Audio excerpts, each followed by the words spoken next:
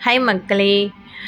நம்ம ஊர்ல வீடு கட்டுறோம் அப்படின்னா, மேல தளம் போடும்போது ஒரு மிஷின் மாரி வரும். அதில அந்த சிமெண்ட்டு, ஜல்லி இதெல்லாம் கொட்டி அந்த கலவைய எடுத்துட்டு ஆளுங்க மாத்தி மாத்தி எடுத்துன்னு போய் மேல கொட்டுவாங்க.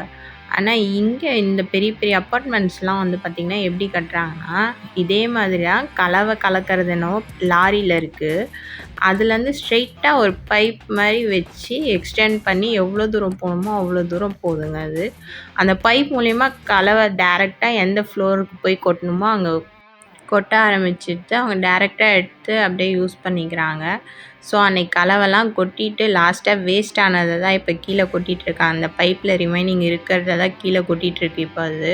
நான் இப்ப தாங்க இந்த ஃபர்ஸ்ட் டைம் இத பார்க்குறேன். நீங்களும் இதே மாரி ஃபர்ஸ்ட் டைம் பார்த்தீங்கன்னா, மறக்காம சேனல சப்ஸ்கிரைப் பண்ணிக்கோங்க. கண்டிப்பா ஒரு லைக் போடுங்க. ஓகே மக்களே! பை. Thank you.